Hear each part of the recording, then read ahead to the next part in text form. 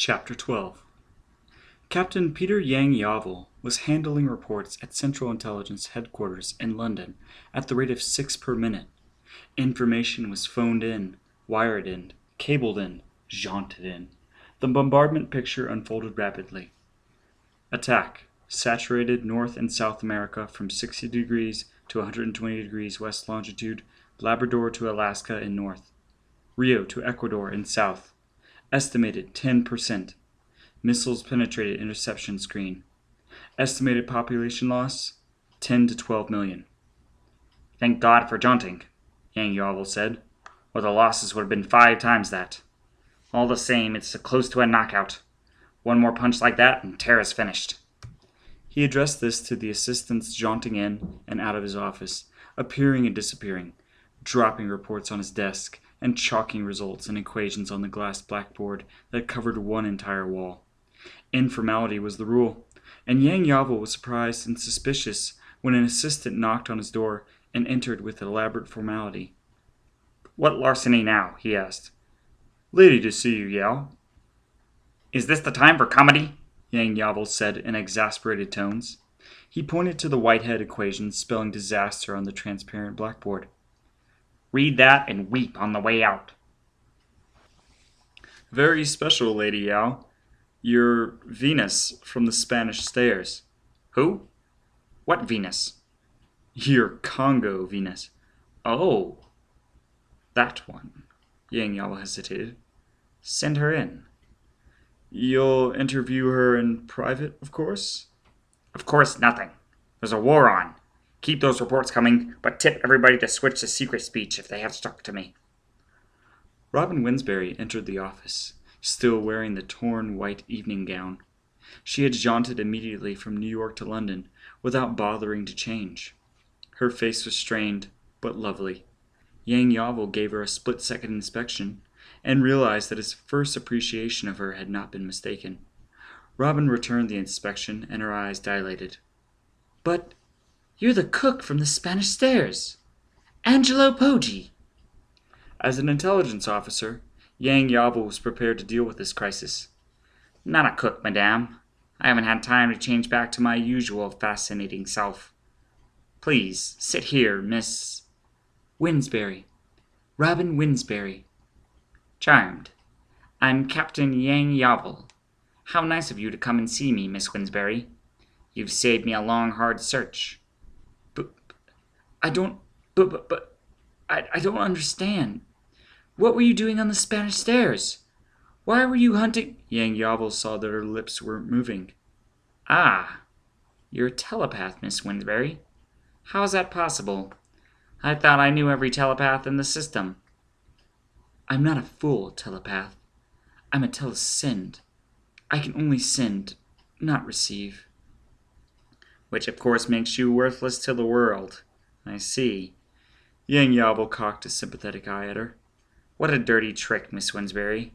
To be saddled with all the disadvantages of telepathy, and be deprived of all the advantages. I do sympathize, believe me." "Bless him. He's the first to ever realize that without being told." "Careful, Miss Winsberry. I'm receiving you. Now, about the Spanish Stairs." He paused, listening intently to her agitated telesending. "Why was he hunting me? Me? Alien Oh, God. Will they hurt me? Cutting. Information. "My dear girl," Yang Yavel said gently. He took her hands and held them sympathetically. "Listen to me a moment. You're alarmed over nothing. Apparently you're an alien belligerent, yes?" She nodded. "That's unfortunate, but we won't worry about it. About intelligence cutting and slicing information out of people. That's all propaganda." "Propaganda?" "We're not maladroits, Miss Winsberry. We know how to extract information without being medieval. But we spread the legend to soften people up in advance, so to speak." "Is that true? He's lying. It's a trick." "Oh, it's true, Miss Winsberry. I do finesse, but there's no need now. Not when you're evidently come of your own free will to offer information." "He's too adroit." too quick. You sound as though you've been badly tricked recently, Miss Winsbury. Badly burned. I have. God, I have. By myself, mostly. I'm a fool. A hateful fool. Never a fool, Miss Winsbury, and never hateful. I don't know what's happened to shatter your opinion of yourself, but I hope to restore it. So you've been deceived, have you? By yourself, mostly? We all do that. But you've been helped by someone. Who? I'm betraying him. Then don't tell me. But I've got to find my mothers and sisters. I can't trust them anymore. I've got to do it myself. Robin took a deep breath. I want to tell you about a man named Gulliver Foyle. Yang Yavel at once got down to business. Is it true he arrived by railroad? Olivia Precision asked. In a locomotive and observation car? What wonderful audacity.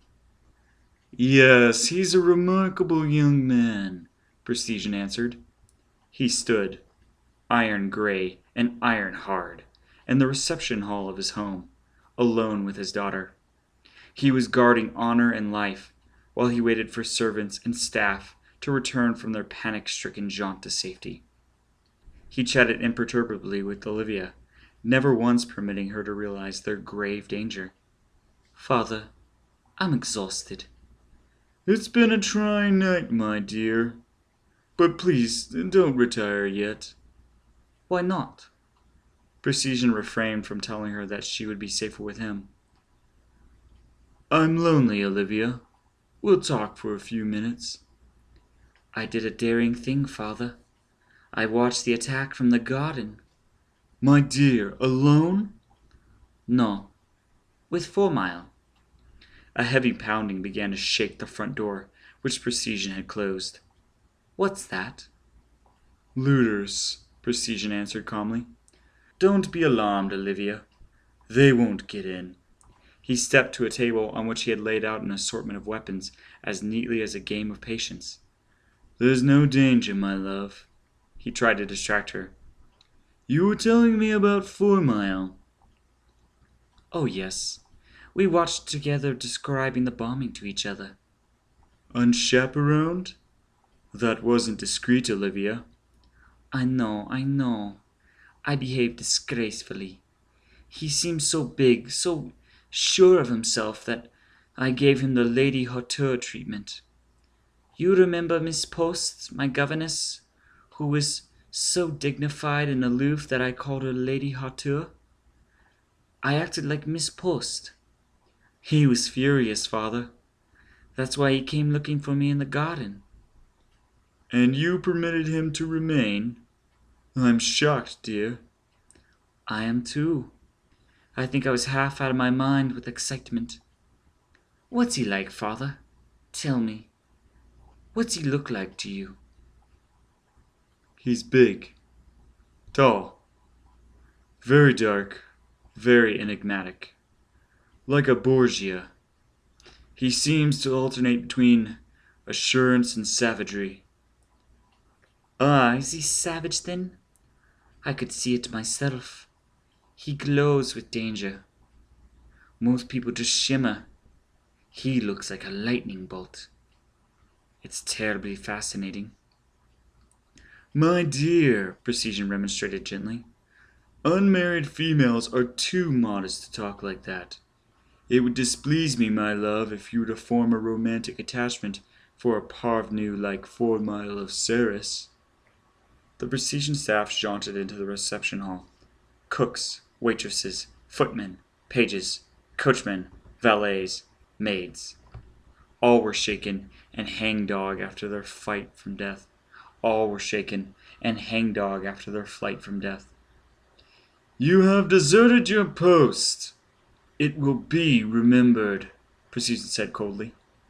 My safety and honor are once again in your hands. Guard them. Lady Olivia and I will retire. He took his daughter's arm and led her up the stairs, savagely protective of his ice-pure princess. "Blood and money," Precision murmured. "What, father?" "I was thinking of a family vice, Olivia. I was thanking the deity that you have not inherited it." What vice is that?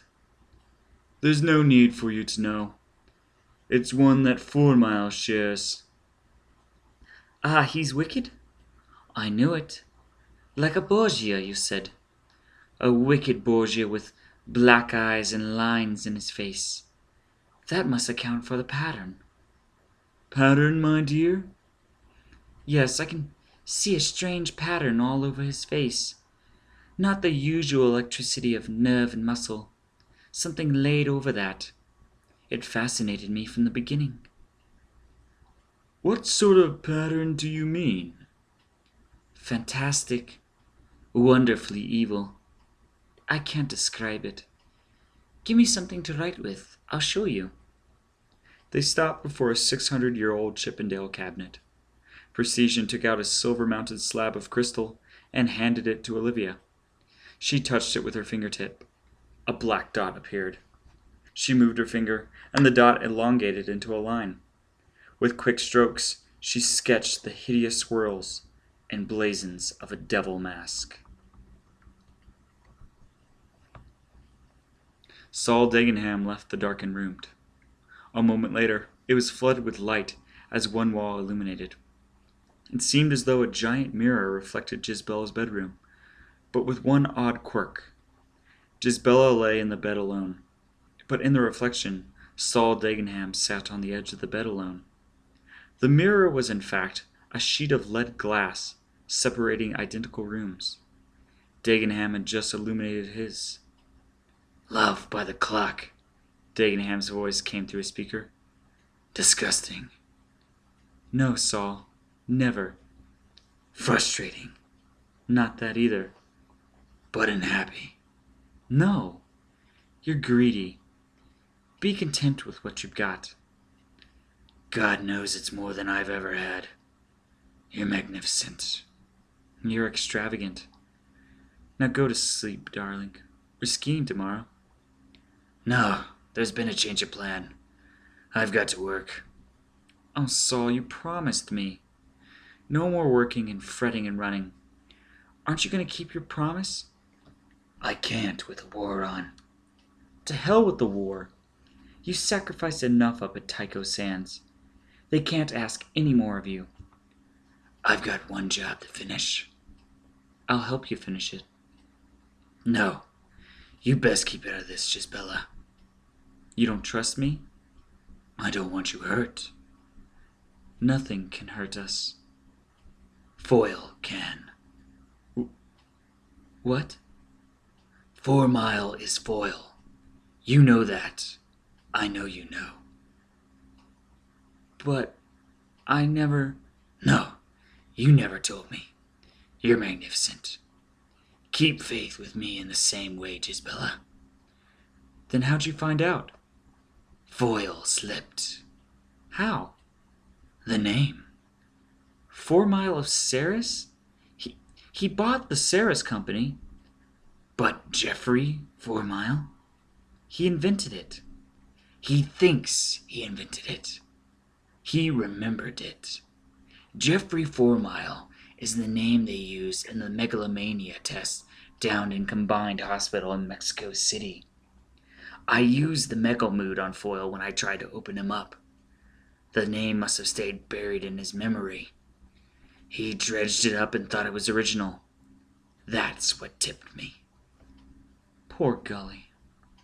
Dagenham smiled. Yes. No matter how we defend ourselves against the outside, we're always licked by something from the inside. There's no defense against betrayal, and we all betray ourselves. What are you going to do, Saul? Do? Finish him, of course. For 20 pounds a pyre? No. To win a lost war. What? Gisbella came to the glass wall separating the rooms. You, Saul? Patriotic? He nodded, almost guiltily. It's ridiculous. grotesque, but I am. You've changed me completely. I'm a sane man again. He pressed his face to the wall, too, and they kissed through 3 inches of lead glass.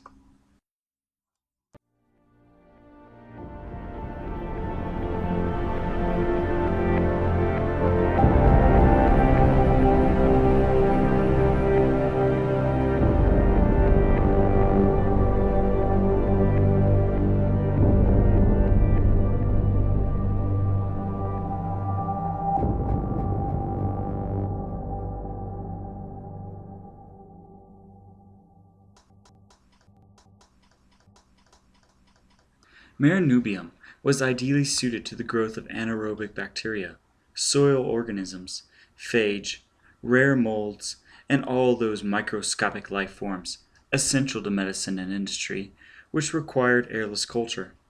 Bacteria Incorporated was a huge mosaic of culture fields traversed by catwalks spread around a central clump of barracks, offices, and plants. Each field was a giant glass vat, 100 feet in diameter, 12 inches high, and no more than 2 molecules thick. A day before the sunrise line, creeping across the face of the moon, reaching Marinubium, the vats were filled with culture medium. At sunrise, abrupt and blinding on the airless moon, the vats receded, and for the next 14 days of continuous sun, they were tended, shielded, regulated, nurtured. The field workers trudging up and down the catwalks in spacesuits. As the sunset line crept towards Marinubium, the vats were harvested and then left to freeze and sterilize in the 2-week frosts of the lunar night.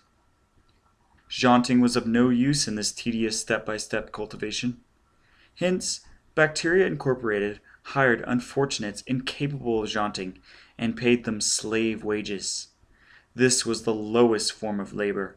The dregs and scum of the solar system, and the barracks of Bacteria Inc. resembled an inferno during the 2-week layoff period. Foyle discovered this when he entered Barrack 3. He was met by an appalling spectacle. There were 200 men in this giant room. There were whores and their hard-eyed pimps, professional gamblers and their portable tables, dope peddlers, money lenders. There was a haze of acrid smoke and the stench of alcohol and analog. Furniture, bedding, clothes, unconscious bodies, empty bottles, rotting food were scattered all over the floor. A roar challenged Foyle's appearance, but he was equipped to handle this situation. He spoke to the first hairy face thrust into his. "Kemsai?" he asked quietly. He was answered outrageously. Nevertheless, he grinned and handed the man a 100 credit note. "Kemsai?" he asked another. He was insulted. He paid again and continued his saunter down the barracks, distributing 100 credit notes in calm thanks for insult and invective. In the center of the barracks, he found his key man, the obvious barracks bully, a monster of a man, naked, hairless, fondling 2 bawds, and being fed whiskey by sycophants. "Kemsai?" he asked again in the old gutter tongue. "I'm digging Roger Kemsai." "You digging for broke," the man answered, thrusting out a huge paw for Foyle's money. "Gimme." There was a delighted howl from the crowd. Foyle smiled and spat in his eye.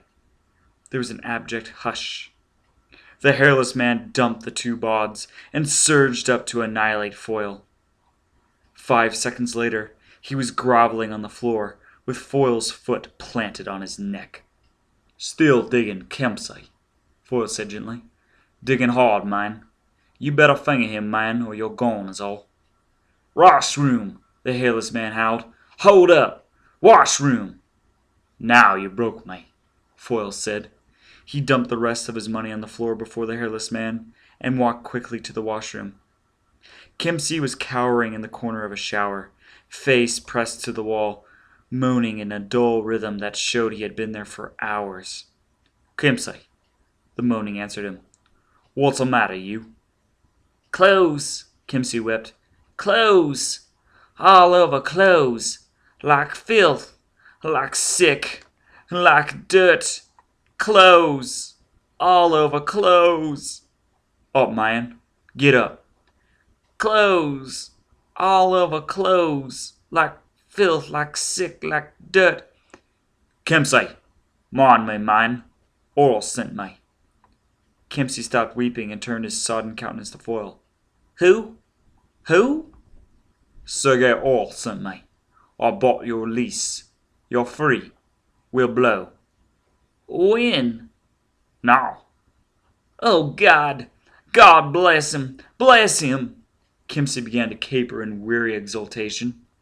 The bruised and bloated face split into a fastest smile of laughter.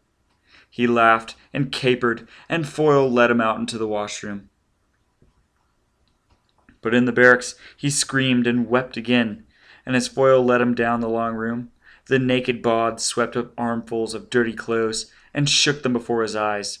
Kimsey foamed and gibbered. What's the matter, him? Foyle inquired of the hairless man in the gutter patois. The hairless man was now a respectful neutral, if not a friend. Guess it's for grabs, he answered. Always like that, him. Show old clothes and he twitch, man. For why? Already? For why? Crazy is all. At the main office airlock, Foyle got Kimsey and himself corked in suits, and then led him out to the rocket field, where a score of anti-grav beams pointed their pale fingers upwards from the pits to the gibbous earth hanging in the night sky. They entered a pit, entered Foyle's yawl, and uncorked. Foyle took a bottle and a sting ampule from a cabinet. He poured a drink and handed it to Kimsey. He hefted the ampule in his palm, smiling. Kimsey drank the whiskey, still dazed, still exulting. Free, he muttered. God bless him. Free. Christ, what I've been through. He drank again. I still can't believe it. It's like a dream. Why don't you take off, man? Kimsey choked and dropped the glass, staring at Foyle in horror. Your face! He exclaimed. My God, your face! What happened to it? You happened to it, you son of a bitch! Foyle cried. He leapt up, his tiger face burning, and flung the ampule like a knife. It pierced Kimsey's neck and hung quivering. Kimsey toppled. Foyle accelerated, blurred to the body, picked it up in mid-fall, and carried it aft to the starboard stateroom. There were 2 main staterooms in the yawl, and Foyle had prepared both of them in advance. The starboard room had been stripped and turned into a surgery. Foyle strapped the body onto the operating table, opened up a case of surgical instruments, and began the delicate operation he had learned by hypno-training that morning. An operation made possible only by his 5-to-1 acceleration. He cut through skin and fascia, sawed through the rib cage, exposed the heart, dissected it out, and connected veins and arteries to the intricate blood pump alongside the table. He started the pump. 20 seconds, objective time, had elapsed. He placed an oxygen mask over Kimsey's face and switched on the alternating suction of the oxygen pump. Foyle decelerated, checked Kimsey's temperature, shot an anti-shock series into his veins, and waited. Blood gurgled through the pump and Kimsey's body. After 5 minutes, Foyle removed the oxygen mask. The respiration reflex continued. Kimsey was without a heart, yet alive. Foyle sat down alongside the operating table and waited. The stigmata still showed on his face. Kimsey remained unconscious. Foyle waited. Kimsey awoke, screaming. Foyle leapt up, tightened the straps, and leaned over the heartless man. "Hello, Kimsey," he said. Kimsey screamed. "Look at yourself, Kimsey. You're dead." Kimsey fainted. Foyle brought him to with the oxygen mask. Let me die, for God's sake! "What's the matter? Does it hurt? I died for 6 months, and I didn't whine." Let me die! "In time, Kimsey. Your sympathetics block's been bypassed, but I'll let you die in time, if you behave. You were aboard Vorga on September 16th, 2436. For Christ's sake, let me die. You were aboard Vorga? Yes. You passed a wreck out in space. Wreck of the Nomad. She signaled for help and you passed her by. Yes? Yes. Why? Christ! Oh, Christ, help me! Why? Oh, Jesus! I was aboard, Kimsey. Why did you leave me to rot? Sweet Jesus, help me! Christ, deliver me! I'll deliver you, Kimsey, if you answer my questions. Why did you leave me to rot? I couldn't pick you up. Why not? Ref's aboard. Oh? I guess right then. You were running refugees in from Callisto? Yes. How many? About 600. That's a lot. But you could have made room for one more. Why didn't you pick me up? We were scuttling the refs. What? Foyle cried. Overboard. All of them. 600. Stripped them. Took the clothes, money, jewels, baggage. Put them through the airlock in batches. Christ. The clothes all over the ship. The shrieking and the... Jesus. If I could only forget. The naked women. Blue. Busting wide open. Spinning behind us. The clothes all over the ship. 600. Scuttled. You son of a bitch. It was a racket. You took their money and never intended to bring them to Earth. It was a racket. And that's why you didn't pick me up. Would have had to scuttle you anyway. Who gave the order? Captain. Name? Joyce. Lindsay Joyce. Address? Scopsy Colony. Mars. What? Foyle was thunderstruck. He's a Skopsky? You mean after hunting him for a year, I can't touch him, hurt him, make him feel what I felt? He turned away from the tortured man on the table, equally tortured himself by frustration. A Skopsy. The one thing I never figured on. After preparing that port stateroom for him, what am I going to do? What in God's name am I going to do? He roared in fury, the stigmata showing livid on his face. He was recalled by a desperate moan from Kimsey. He returned to the table and bent over the dissected body. Let's get it straight for the last time. This Skopsy, Lindsay Joyce, gave the order to scuttle the refs? Yes. And to let me rot? Yes, yes, yes. For God's sake, that's enough. Let me die. Live, you pig man. Filthy, heartless bastard. Live without a heart. Live and suffer. I'll keep you alive forever, you... A lurid flash of light caught Foyle's eye. He looked up. His burning image was peering through the large square porthole of the stateroom. As he leapt to the porthole, the burning man disappeared. Foyle left the stateroom and darted forward to the main controls, where the observation bubble gave him 270 degrees of vision. The burning man was nowhere in sight. It's not real, he muttered. It couldn't be real. It's a sign. A good luck sign. A guardian angel. It saved me on the Spanish stairs. It's telling me to go ahead and find Lindsay Joyce. He strapped himself into the pilot chair and ignited the yawl's jets and slammed into full acceleration. Lindsay Joyce. Skopsy Colony. Mars, he thought, as he was thrust back deep into the pneumatic chair. A Skopsy. Without senses, without pleasure, without pain. The ultimate in stoic escape. How am I going to punish him? Torture him? Put him in the port stateroom and make him feel what I felt aboard Nomad? Damnation! It's as though he's dead. He is dead.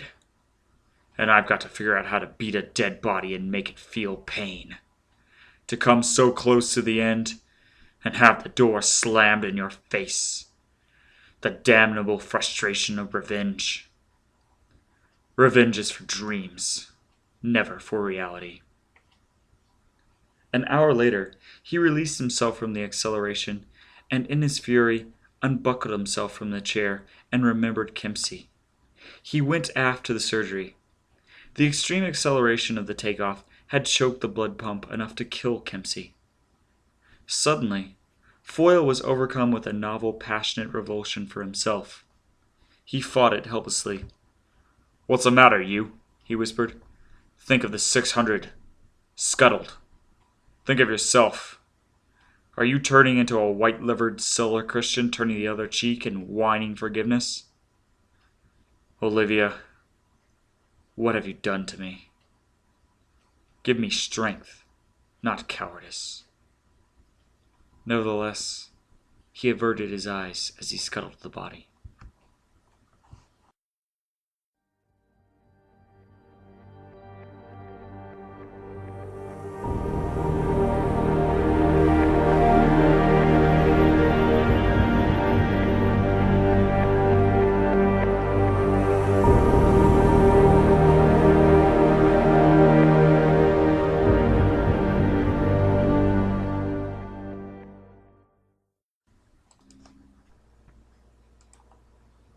Chapter 13. All persons known to be in the employ of Foyle of Ceres or associated with him in any capacity to be held for questioning. Yang Yavel, Central Intelligence. All employees of this company to maintain strict watch for 1 Foyle of Ceres and report at once to local Mr. Presto, Prestigian. All couriers will abandon present assignments and report for reassignment to Foyle case. Dagenham. A bank holiday will be declared immediately in the name of the war crisis to cut 4 Mile off from all funds. Yang Yavel, Central Intelligence. Anyone making inquiries re SS Vorga to be taken to Castle Prestigian for examination. Prestigian. All ports and fields and inner planets to be alerted for arrival of 4 Mile. Quarantine and customs to check all landings. Yang Yavel, Central Intelligence. Old St. Patrick's to be searched and watched. Dagenham. The files of Bonus and UIG to be checked for names of officers and men of Vorga to anticipate, if possible, Foyle's next move. Prestigian. War Crimes Commission to make up one list of public enemies giving Foyle number 1 spot. Yang Yavel, Central Intelligence. 1 million credit reward offered for information leading to apprehension of 4 Mile of Ceres, alias Gulliver Foyle, alias Gully Foyle. Now at large in the inner planets. Priority, urgent, dangerous.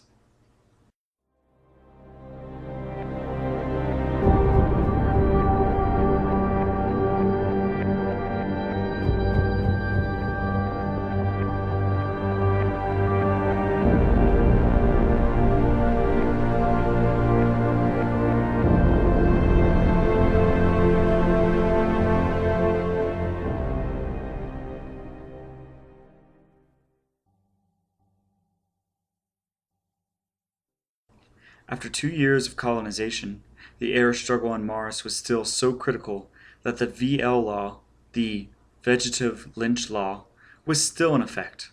It was a killing offense to endanger or destroy any plant vital to the transformation of Mars' carbon dioxide atmosphere into an oxygen atmosphere. Even blades of grass were sacred. There was no need to erect keep-off-grass neons. The man who wandered off a path onto a lawn would be instantly shot. The woman who picked a flower would be killed without mercy. 2 centuries of sudden death had inspired a reverence for green-growing things that almost amounted to a religion. Foyle remembered this as he raced up the center of the causeway leading to Mars St. Michael. He had jaunted direct from the Ceres airport to a St. Michael stage at the foot of the causeway, which stretched for a 1/4 of a mile through green fields to Mars St. Michael. The rest of the distance had to be traversed on foot. Like the original Monte St. Michael on the French coast, Mars St. Michael was a majestic Gothic cathedral of spires and buttresses, looming on a hill and yearning towards the sky. Ocean tides surrounded Monte St. Michael on Earth. Green tides of grass surrounded Mars St. Michael. Both were fortresses. Monte St. Michael had been a fortress of faith before organized religion had been abolished. Mars St. Michael was a fortress of telepathy. Within it lived Mars' soulful telepath, Sigurd Magsman. Now, these are the defenses protecting Sigurd Magsman. Now, these are the defenses protecting Sigurd Magsman, Foyle chanted, halfway between hysteria and litany. Firstly, the solar system. Secondly, martial law. Thirdly, Dagenham Prestige and Company. Fourthly, the fortress itself. Fifthly, the uniformed guards, attendants, servants, and admirers of the bearded sage we all know so well. Sigurd Magsman, selling his awesome power for an awesome price. Foyle laughed immoderately. But there's a sixthly that I know. Sigurd Magsman's Achilles' heel. For I paid 1,000,000 credits to Sigurd III. Or was he fourth? He passed through the outer labyrinth of Mars St. Michael with his forged credentials, and was tempted to bluff or proceed directly by commando action to an audience with the great man himself. But time was pressing, and his enemies were closing in, and he could not afford to satisfy his curiosity. Instead, he accelerated, blurred, and found a humble cottage set in a walled garden within the Mars St. Michael home farm. It had drab windows and a thatched roof, and might have been mistaken for a stable. Foyle slipped inside. The cottage was a nursery. 3 pleasant nannies sat motionless in rocking chairs, knitting poised in their frozen hands. The blur that was Foyle came up behind them and quietly stung them with ampules. Then he decelerated. He looked at the ancient child, the wizened, shriveled boy who was seated on the floor, playing with electronic trains. "Hello, Sigurd," Foyle said. The child began to cry. "Cry, baby. What are you afraid of? I'm not going to hurt you." You're a bad man with a bad face. "I'm your friend, Sigurd." No, you're not. You want me to do bad things. "I'm your friend. Look, I know all about those big hairy men who pretend to be you, but I won't tell. Read me and see." You're gonna hurt me, and you want me to tell him. "Who?" The captain man, that Scott. The child fumbled with the word, wailing louder. Go away. You're bad. Badness in your head and burning men and... Come here, Sigurd. No! Nanny! Nanny! Shut up, you little bastard! Foyle grabbed the 70-year-old child and shook him. This is going to be a brand new experience for you, Sigurd. The first time you've ever been walloped into anything. You understand? The ancient child read him and howled. Shut up! We're going on a trip to the Skopje colony. If you behave yourself and do what you're told, I'll bring you back safe and give you a lolly or whatever the hell they bribe you with. And if you don't behave, I'll beat the living daylights out of you. No, you won't. You won't. I'm Sigurd Magsman. I'm Sigurd, the telepath. He wouldn't dare. Sonny, I'm Gully Foyle, solar enemy number 1. I'm just a step away from the finish of a year-long hunt. I'm risking my neck because I need you to settle accounts with the son of a bitch who... Sonny, I'm Gully Foyle. There isn't anything I wouldn't dare. The telepath began broadcasting terror with such an uproar that alarms sounded all over Mars St. Michael. Foyle took a firm grip on the ancient child, accelerated, and carried him out of the fortress. Then he jaunted. "Urgent! Sigurd Magsman, kidnapped by man, tentatively identified as Gulliver Foyle, alias 4 Mile of Ceres, solar enemy number 1. Destination tentatively fixed. Alert Commando Brigade. Inform Central Intelligence. Urgent! Urgent! Urgent!"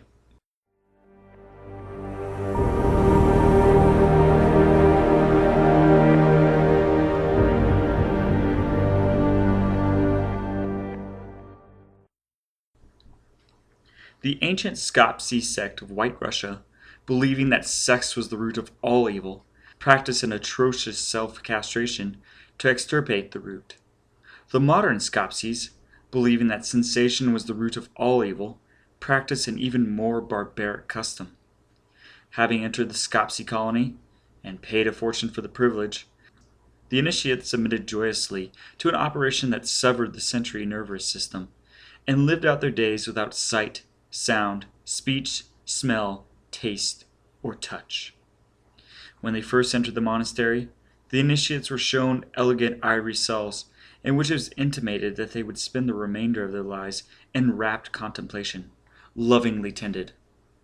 In actuality, the senseless creatures were packed in catacombs, where they sat on rough stone slabs, and were fed and exercised once a day.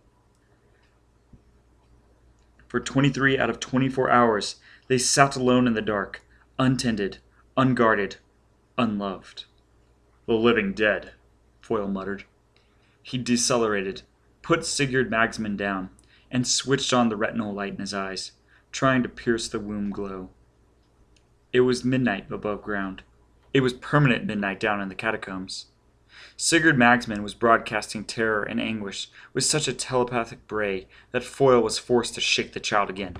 "Shut up," he whispered. "You can't wake these dead. Now, find me Lindsay Joyce." "They're sick. All sick. Like worms in their heads. Worms and sickness and—" "Christ, don't I know it. Come on, let's get this over with. There's worse to come." They went down the twisting labyrinth of the catacombs. The stone slabs shelved the walls from floor to ceiling. The Skopjes, white as slugs, mute as corpses, motionless as Buddhas, filled the caverns with the odor of living death. The telepathic child wept and shrieked. Foyle never relaxed his relentless grip on him. He never relaxed the hunt. "Johnson, Wright, Keeley, Graff, Nostro, Underwood. God, there's thousands here." Foyle read off the bronze identification plates attached to the slabs. "Reach out, Sigurd. Find Lindsay Joyce for me. We can't go over them name by name. Regal, Cone, Brady, Vincent. What in the—" Foyle started back. One of the bone-white figures had cuffed his brow. It was swaying and writhing, its face twitching. All the white slugs on their shells were squirming and writhing. Sigurd Magsman's constant telepathic broadcast of anguish and terror was reaching them and torturing them. "Shut up!" Foyle snapped. "Stop it! Find Lindsay Joyce, and we'll get out of here. Reach out and find him." "Down there," Sigurd wept. "Straight down there. 7, 8, 9 shelves down. I want to go home. I'm sick. Foyle went pell-mell down the catacombs with Sigurd, reading off identification plates, until at last he came to. Lindsay Joyce, Bougainville, Venus. This was his enemy, the instigator of his death, and the deaths of 600 from Callisto. This was the enemy for whom he had planned vengeance and hunted for months. This was the enemy for whom he had prepared the agony of the port stateroom aboard his yawl. This was Vorga. It was a woman. Foyle was thunderstruck. In these days of double standards, with women kept in purdah, there were many reported cases of women masquerading as men to enter the worlds closed to them. But he had never yet heard of a woman in the merchant marine, masquerading her way to top officer rank. "This," he exclaimed furiously, "this is Lindsay Joyce? Lindsay Joyce out the Vorga? Ask her." "I don't know what Vorga is." "Ask her." "But I don't—" She gave orders."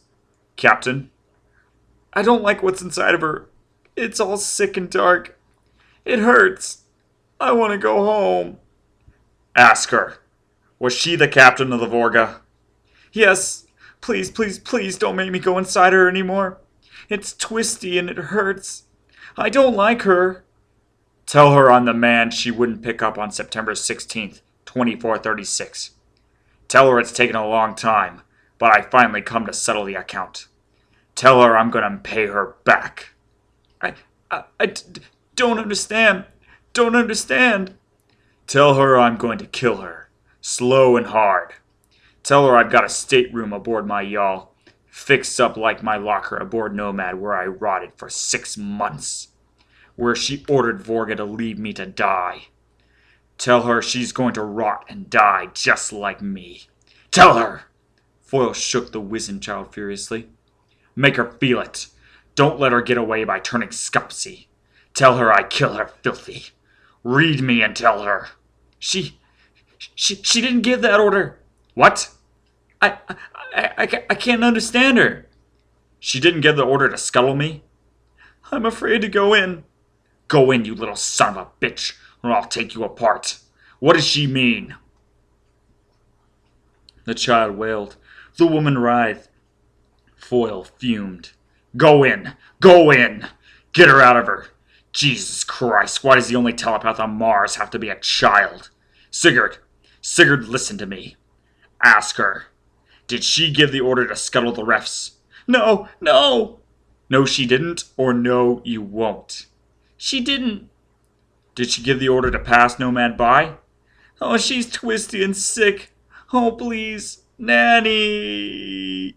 I want to go home. Want to go. "Did she give the order to pass Nomad by?" No. "She didn't?"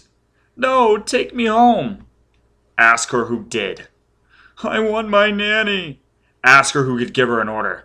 She was captain aboard her own ship. Who could command her? Ask her." I want my nanny. "Ask her." No, no, no. I'm afraid. She's sick. She's dark and black. She's bad. I don't understand her. I want my nanny. I want to go home. The child was shrieking and shaking. Foyle was shouting. The echoes thundered. As Foyle reached for the child in a rage, his eyes were blinded by a brilliant light. The entire catacomb was illuminated by the burning man. Foyle's image stood before him, face hideous, clothes on fire, the blazing eyes fixed on the convulsing Scopsy that had been Lindsay Joyce. The burning man opened his tiger mouth. A grating sound emerged. It was like flaming laughter. "She hurts," he said. "Who are you?" Foyle whispered. The burning man winced. "Too bright," he said. "Less light." Foyle took a step forward. The burning man clapped his hands over his ears in agony. "Too loud," he cried. "Don't move so loud." "Are you my guardian angel?" "You're blinding me." "Shh." Suddenly he laughed again. "Listen to her. She's screaming, begging. She doesn't want to die. She doesn't want to be hurt. Listen to her." Foyle trembled. "She's telling us who gave the order. Can't you hear? Listen with your eyes." The burning man pointed a talon finger at the writhing Scopsy. "She says Olivia." "What?" "She says Olivia. Olivia Prestigian. Olivia Prestigian. Olivia Prestigian." The burning man vanished. The catacombs were dark again. Colored lights and cacophonies whirled around Foyle. He gasped and staggered. "Blue John," he muttered. "Olivia. No. Not. Never. Olivia. He felt a hand reach for his. "Jizz?" he croaked. He became aware that Sigurd Magsman was holding on to his hand and weeping. He picked the boy up. "I hurt," Sigurd whimpered. "I hurt too, son. I want to go home." "I'll take you home." Still, holding the boy in his arms, he blundered through the catacombs. "The living dead," he mumbled. And then, "I've joined them." He found the stone steps that led up from the depths to the monastery cloister above ground. He trudged up the steps, tasting death and desolation. There was a bright light above him, and for a moment he imagined that dawn had come already. Then he realized that the cloister was brilliantly lit with artificial light. There was the tramp of shod feet and the low growl of commands. Halfway up the steps, Foyle stopped and mustered himself. "Sigurd," he whispered, "who's above us?" "Find out." "Soldiers." the child answered. Soldiers? What soldiers? Commando soldiers. Sigurd's crumpled face brightened. They come for me, to take me home to Nanny. Here I am! Here I am! The telepathic clamor brought a shout from overhead. Foyle accelerated and blurred up the rest of the steps to the cloister. It was a square of Romanesque arches surrounding a green lawn. In the center of the lawn was a giant cedar of Lebanon. The flag walk swarmed with commando search parties, and Foyle came face to face with his match. For an instant, after they saw his blur whip up from the catacombs, they accelerated too, and all were on even terms. But Foyle had the boy. Shooting was impossible. Cradling Sigurd in his arms, he wove through the cloister like a broken-field runner, hurtling towards a goal. No one dared block him, for at +5 acceleration, a head-on collision between two bodies would be instantly fatal to both. Objectively, this breakneck skirmish looked like a 5-second zigzag of lightning. Foyle broke out of the cloister, went through the main hall of the monastery, past the labyrinth, and reached the public jaunt stage outside the main gate. Then he stopped, decelerated, and jaunted to the monastery airfield, half a mile distant.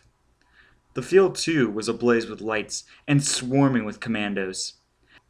Every anti-grav pit was occupied by a brigade ship. His own yawl was under guard. A fifth of a second later, after Foyle arrived at the field, the pursuers from the monastery jaunted in. He looked around desperately. He was surrounded by half a regiment of commandos, all under acceleration, all geared for lethal action, all his equal or better. The odds were impossible. And then the outer satellites altered the odds. Exactly 1 week after the saturation raid on Terra, they struck at Mars. Again the missiles came down on the midnight to dawn quadrant. Again the heavens twinkled with interceptions and detonations, and the horizon exploded great puffs of light while the ground shook. But this time there was a ghostly variation, for a brilliant nova burst overhead, flooding the night side of the planet with garish light. A swarm of fission heads had struck Mars' tiny satellite, Phobos, instantly vaporizing it into a sunlet. The recognition lag of the commandos to this appalling attack gave Foyle his opportunity. He accelerated again and burst through them to his yawl. He stopped before the main hatch and saw the stunned guard party hesitate between a continuance of the old action and a response to the new. Foyle hurled the frozen body of Sigurd Magsman up into the air like a Scotsman tossing the caber. As the guard party rushed to catch the boy, Foyle dove through them into his yawl, slammed the hatch, and dogged it.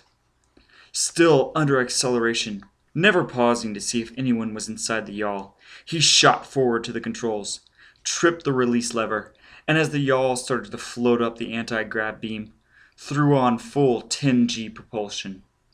He was not strapped into the pilot chair. The effect of the 10G acceleration on his unprotected body was monstrous. A creeping force took hold of him and spilled him out of the chair. He inched backwards towards the rear wall of the control chamber like a sleepwalker. The wall appeared to his accelerated senses to approach him. He thrust out both arms, palms flat against the wall to brace himself. The sluggish power thrusting him back split his arms apart and forced him against the wall, gently at first, then harder and harder, until face, jaw, chest, and body were crushed against the metal. The mounting pressure became agonizing. He tried to trip the switchboard in his mouth with his tongue, but the propulsion crushing him against the wall made it impossible for him to move his distorted mouth. A burst of explosions, so far down the sound spectrum that they sounded like sodden rock slides, told him that the commando brigade was bombarding him with shots from below. As the yawl tore up into the blue-black of outer space, he began to scream in a bat screech before he mercifully lost consciousness.